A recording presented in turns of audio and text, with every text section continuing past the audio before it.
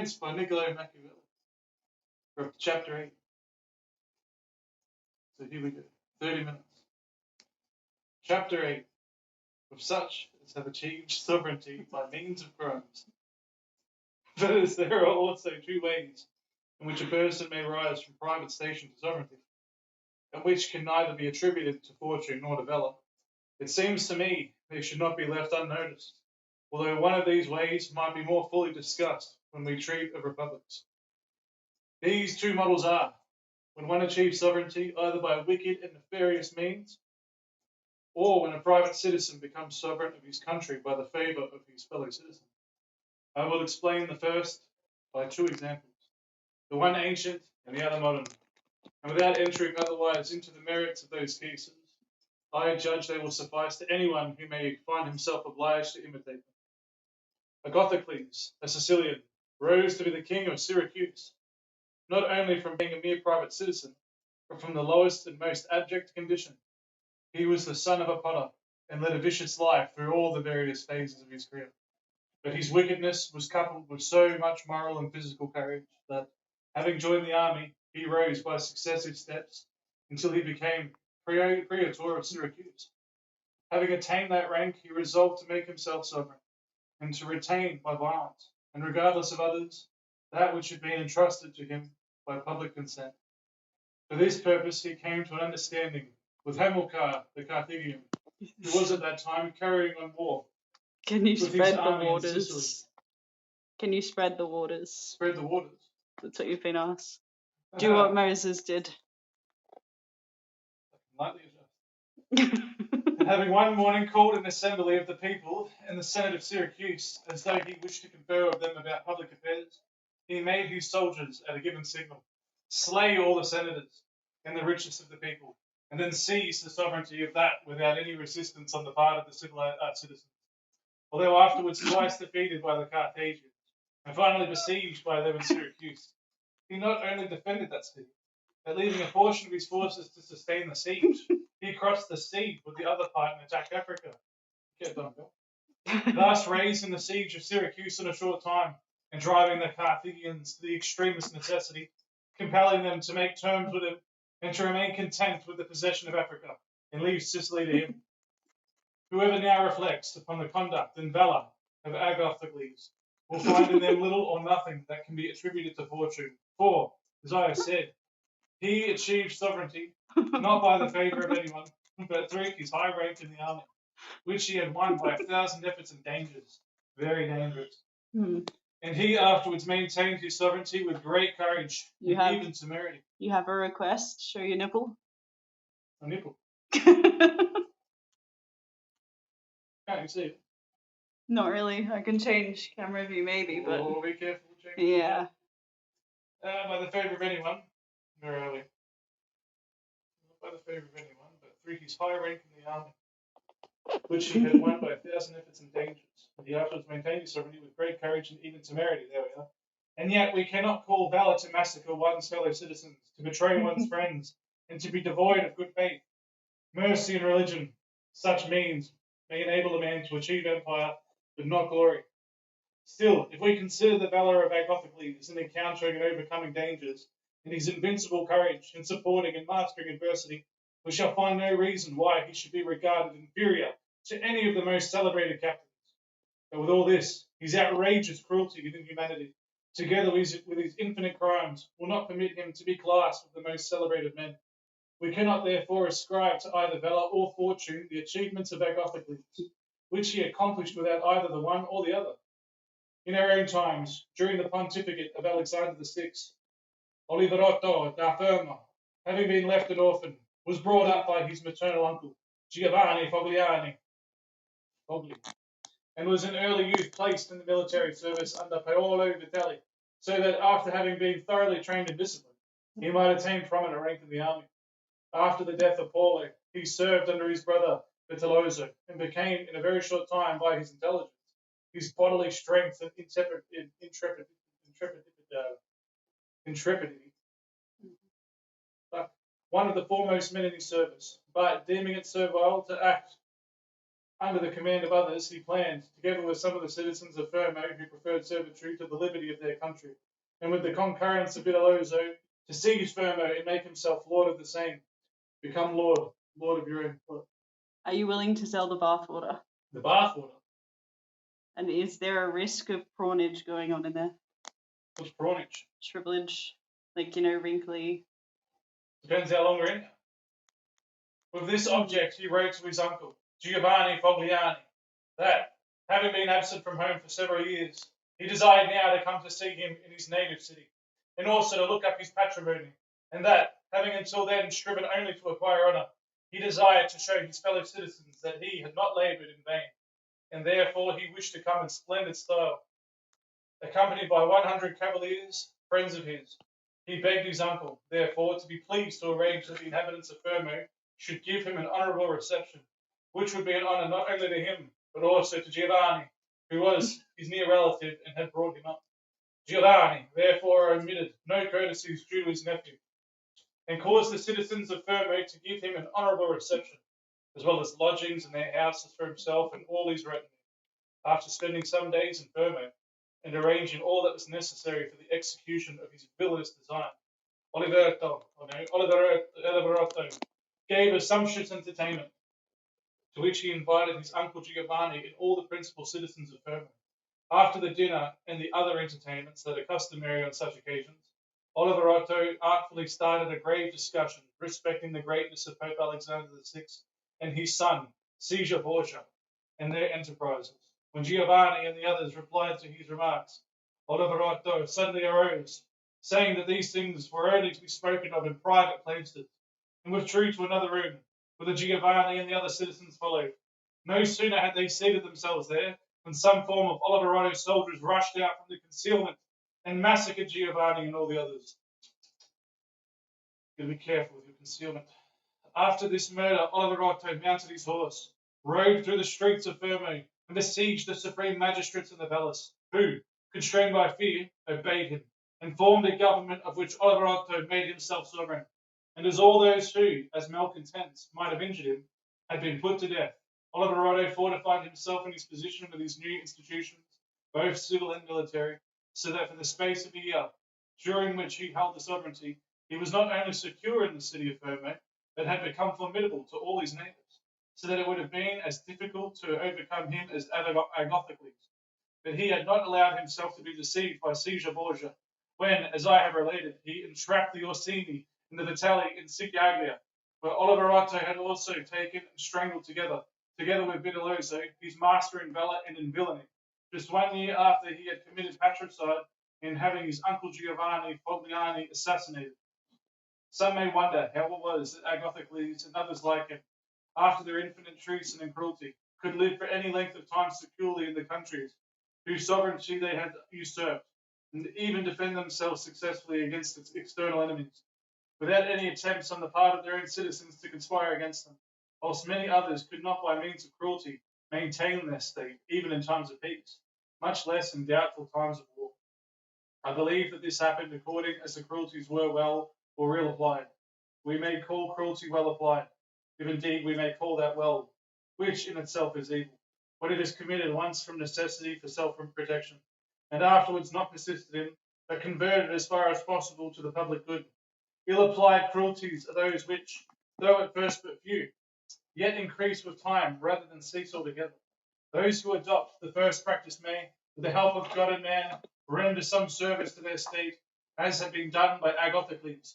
But those who adopt the latter course will not possibly be able to maintain themselves in their state. Whence it is to be noted that in taking possession of a state, the conqueror should well reflect as to the harsh measures that may be necessary, and then execute them at a single blow, so as not to be obliged to renew them every day, and by thus not repeating them, to assure himself of the support of the inhabitants, and win them over to himself by benefits bestowed. And he who acts otherwise, either from timidity or from being badly advised, will be obliged ever to be sword in hand, and will never be able to rely upon his subjects, who in turn will not be able to rely upon him because of the constant fresh wrongs committed by him. Cruelties should be committed all at once, as in that way each separate one is less felt, and gives less offence. Benefits, on the other hand, should be conferred one at a time, for in that way they will be more appreciated.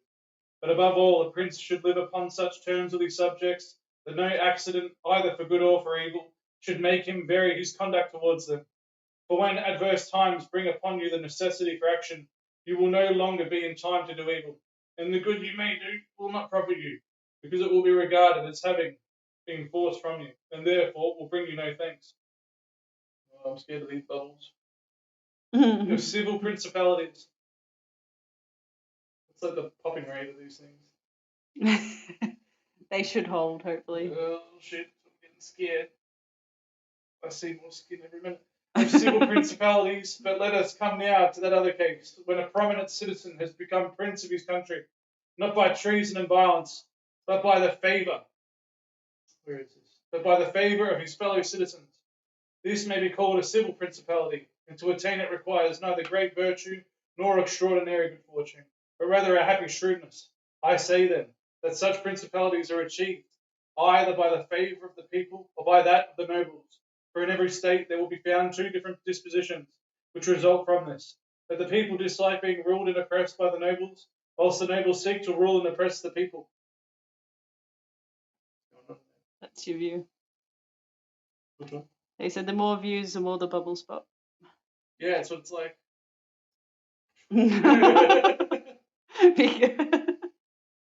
Careful, careful.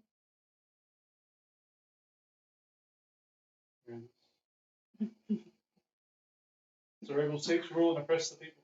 And this diversity of feeling and interest engenders one of three effects in a state. These are license, either a principality or a government of liberty, or license. A principality results either from the will of the people or from that of the nobles, according as either the one or the other prevails and has the opportunity.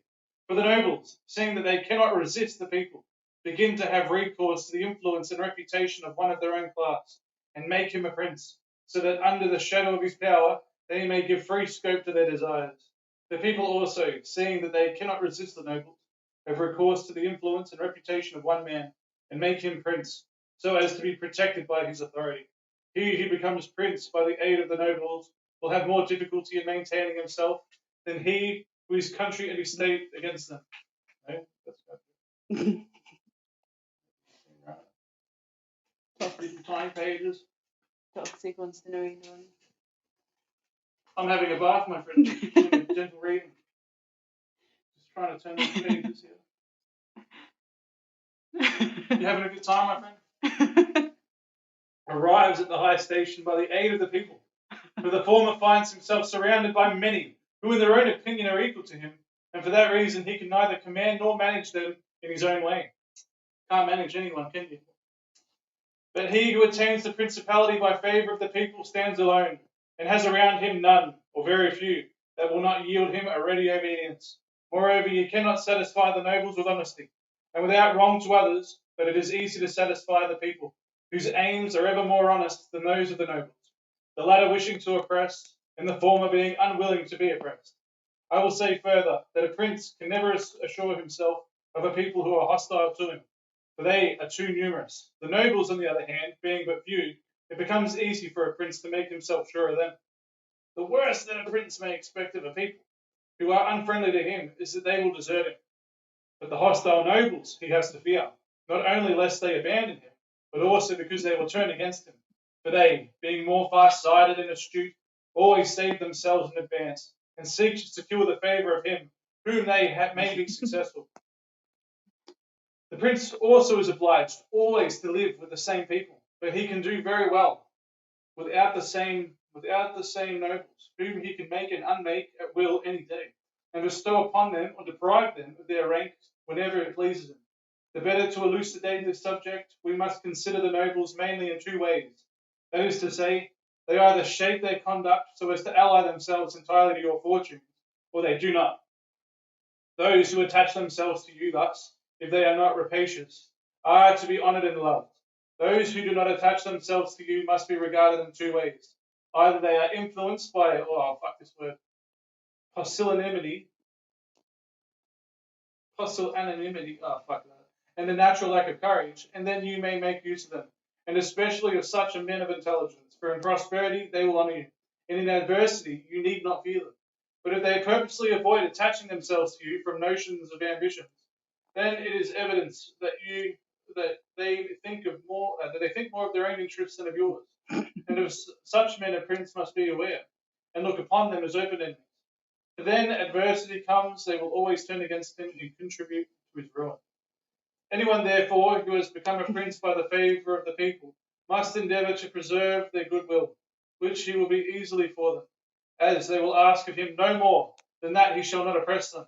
But he who, contrary to the will of the people, has become prince by the favour of the nobles, should at once and before everything else strive to win the goodwill of the people, which will be easy for him, by taking them under his protection, and as men, when they receive benefits from one whom they expected only ill treatment. You've been told you're a shit reader. I am shit, yeah. It's called a bad reading. Didn't get to read that. It literally says it. Look in the description. Yes. Will attach themselves readily to such a benefactor. So the people will become more kindly disposed to such a one that if he had been made prince by their favour. Now a prince can secure the goodwill of the people in various ways, which differ with their character, and for which no fixed rules can be given. I will merely conclude by saying that it is essential for a prince to possess the goodwill and affection of his people. Otherwise, he will be utterly without support in time of adversity. They're not here for the reading. Why not? Is the reading not good? I know it's a little bit bad. It's not that bad. Otherwise, he will utterly be without support in time of adversity. Nabis, prince of Sparta, sustained the attacks of all Greece and of the victorious Roman army, and successfully defended his country and his state against them. And when danger came, it was enough for him to be assured of a few supporters, which would not have sufficed if the people had been hostile to him. And let no one contravene this opinion of mine by quoting the trite saying that he who relies upon the people builds upon quicksand, although this may be true when a private citizen places his reliance upon the people in the belief that they will come to his relief when he is oppressed by his enemies or the magistrates. In such a case, he will often find himself deceived, as happened in Rome to the Gracchi, and in Florence to Mr. Scali. But it being a prince who places his reliance upon those whom he might command, and being a man of courage and undismayed by adversity, and not having neglected to make proper preparations, and keeping all animated by his own courageous example and by his orders, he will not be deceived by the people, and it will be seen that the foundations of his state are laid solidly. Those princes run great risks who attempt to change a civil government into an absolute one, for such princes command, either in person or by means of magistrates. In the latter case, their state is more feeble and precarious. Keep an eye on it. For the prince is in all things dependent upon the will of those citizens who are placed at the head of the magistracy, who, particularly in times of adversity, may with great ease deprive him of the government, either by open opposition or by refusing him obedience. But when danger is upon him, the prince is no longer in time to assume absolute authority. For the citizens and subjects who have been accustomed to receive their commands from the magistrates will not be disposed to yield obedience to the prince when in adversity. Thus, in doubtful times, there will ever be a lack of men whom he can trust. Such a prince cannot depend upon that what he observes in ordinary quiet times, when the citizens have need of his authority. For then everybody runs at his bidding, everybody promises, and everybody is willing to die for him, when death is very remote. But in adverse times, when the government has need of the citizens, then but few will be found to stand by the prince. And this experience is the more dangerous, as it can only be made once. A wise prince, therefore, will steadily pursue such a course that the citizens of his state will always, and under all circumstances, feel the need of his authority, and will therefore always prove faithful to him. Chapter 10. Where are we? You got, about 10 minutes. Oh shit, the bubbles are dying. Everyone's watching for it. Fuck. We're all keeping an eye out for you. Chapter 10. In what manner the power of all principalities should be measured. In examining the nature of the different principalities, it is proper to consider another point, namely, whether a prince is sufficiently powerful to be able, in case of need, to sustain himself, or whether he is obliged always to depend upon others for his defence. And to explain this point the better, I say that, in my judgment, those are able to maintain themselves who, from an abundance of men and money, can put a well-appointed army into the field and meet anyone in open battle that may attempt to attack them. And I esteem those as having need of the constant support of others who cannot meet their enemies in the field, but are under the necessity of taking refuge behind walls and keeping within them.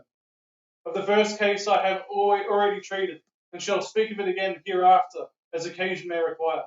Of the second case I cannot say otherwise than that it behoves such princes to fortify the city where they have their seat of government, and to provide them well with all necessary supplies, without paying much attention to the country. For any prince that has thoroughly fortified the city in which he resides, and has in other respects placed himself on a good footing with his subjects, and has been explained above, will not be readily attacked. For men will ever be indisposed to engage in enterprises that present manifest difficulties, and it cannot be regarded as an easy undertaking to attack a prince in a city which he has thoroughly fortified, and who is not hated by these people. The cities of Germany enjoy great liberties. They own little land outside of the walls, and obey the emperor at their pleasure, fearing neither him nor any other neighbouring power, for they are so well fortified that their capture would manifestly be tedious and difficult. They all have suitable walls and ditches, and are amply supplied with artillery, and always keep in their public magazines a year's supply of provisions, drink, and fuel. Moreover, by way of feeding the people without expense to the public, they always keep on hand a common stock of raw materials to last for 1 year, so as to give employment in those branches of industry by which the people are accustomed to gain their living, and which are the nerve and life of the city. They also attach much importance to military exercises, and have established many regulations for their proper practice. A prince, then, who has a well-fortified city, and has not made himself odious to his people, cannot be readily attacked, and if anyone be nevertheless rash enough to make the attempt, he would have to abandon it ignominiously. He said, can you reread the chapter? They missed a page back there. That's all right. There's a VOD. You can always go there. You know what they're busy doing. For the first things of this world are so uncertain. For the things of this world are so uncertain that it seems almost impossible that anyone should be able to remain a whole year with his army inactive, carrying on the siege. And if anyone were to argue that, if the people who have possessions outside of the city were to see them ravaged and destroyed by the enemy, they would lose their patience, and that their selfish desire to protect their property would cause them to forget their attachment to the prince. It's true. I would meet this. Not again. These pages are sticky. I would meet this objection by saying that a powerful and valiant prince, will easily overcome this difficulty by encouraging his subjects with the hope that the evil will not endure long, or by alarming them with fears of the enemy's cruelty, or by assuring himself adroitly of those who have been too forward in expressing their discontent. It is, moreover, reasonable to suppose that the enemy will ravage and destroy their country immediately upon his arrival before the city, and whilst its inhabitants are still full of courage and eager for defence. The prince, therefore, has the less ground for apprehension, because by the time that the ardour of his people has cooled somewhat, the damage has already been done, and the evil is past remedy, and then the people will be the more ready to stand by their prince, for they will regard him as under obligations to them, their houses having been burnt and their property ravaged in his defence. For it is the nature of mankind to become as much attached to others by the benefits which they bestow upon them as by those which they receive. All things considered, then, it will not be difficult for a prudent prince to keep up the courage of his citizens in time of siege, both in the beginning as well as afterwards, provided there be no lack of provision or means of defence. Getting Oh, this is scary. You need to drag some bubbles up. I'm trying.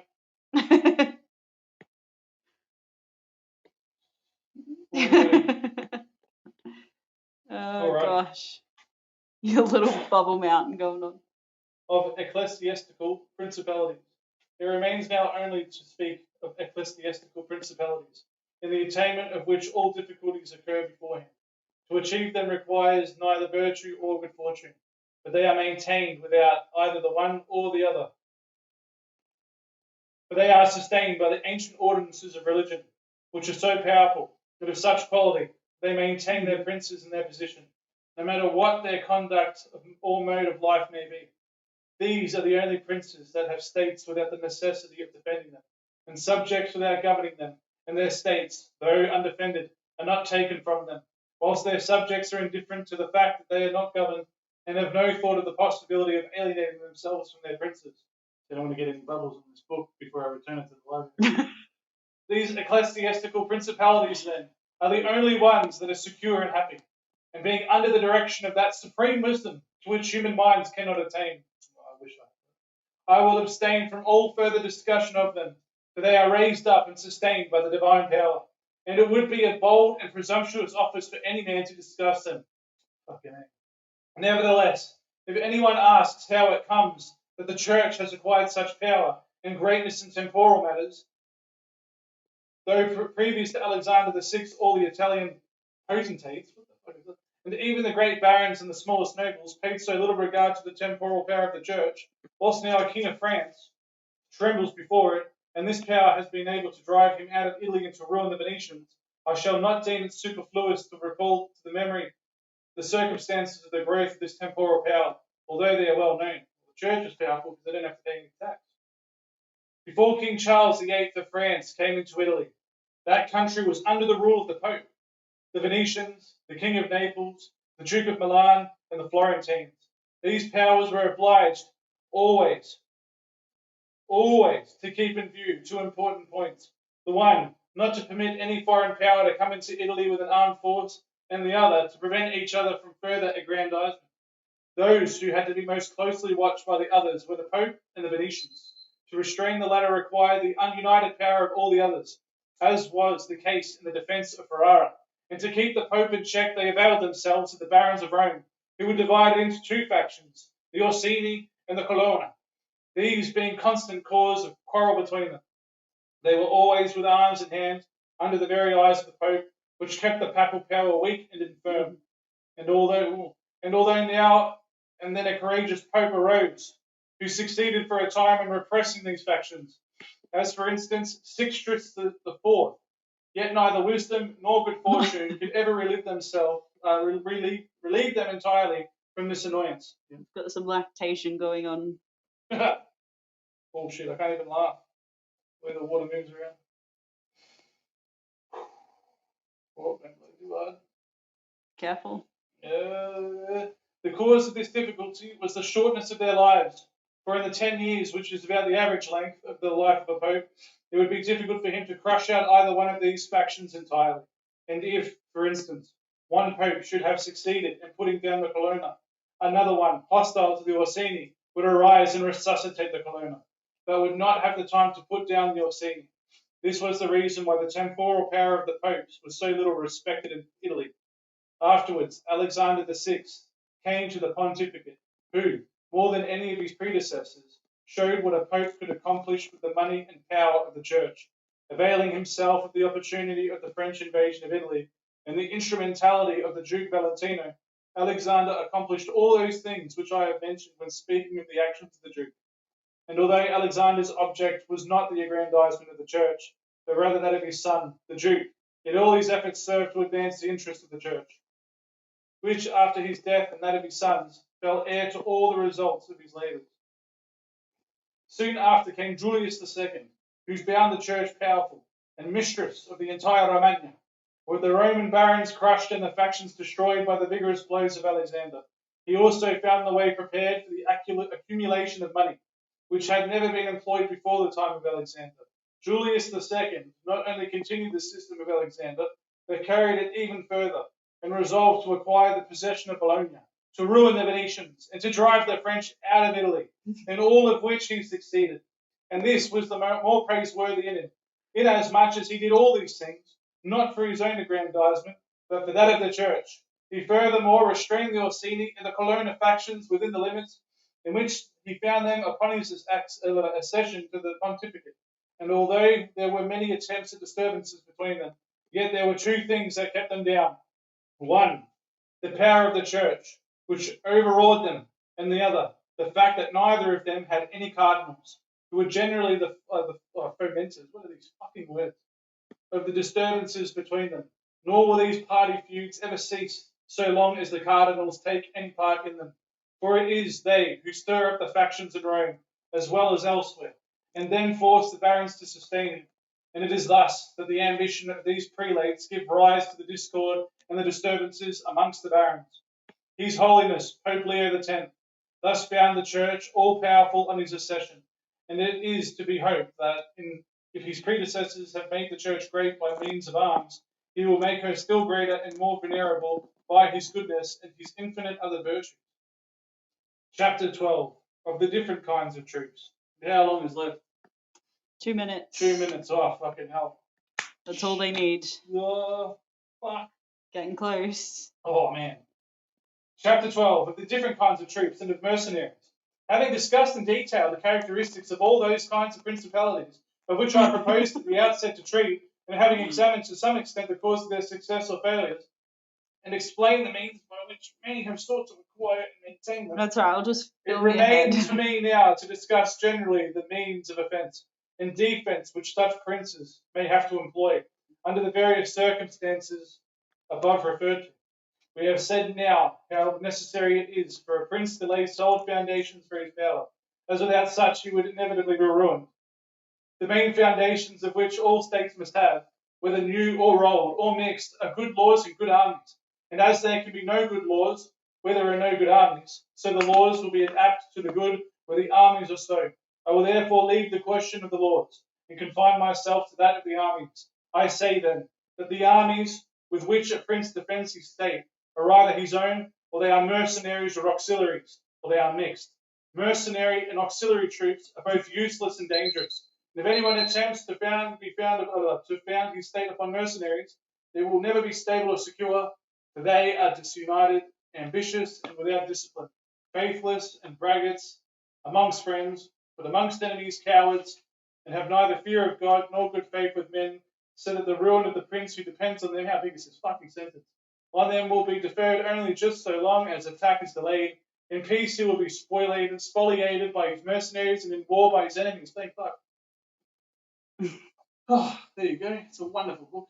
Do you need the soap bar now? Yeah, that's The Prince. That's 30 minutes of The Prince.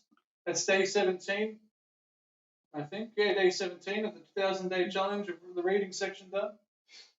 Have fun, magnificent people. Until the next one. Or is there someone who wants to say something? They said now stand up. Oh, I will. I'll stand up. Once it's done. What's this? Need a cold shower now. They got to wash off. It's been interesting. Alrighty. Well, if you like it, give me a follow. If not, who gives a shit? That's alright. Thanks for sticking around, everyone. Take a bow. He'll be back tomorrow. Alrighty. I'm gonna stand up.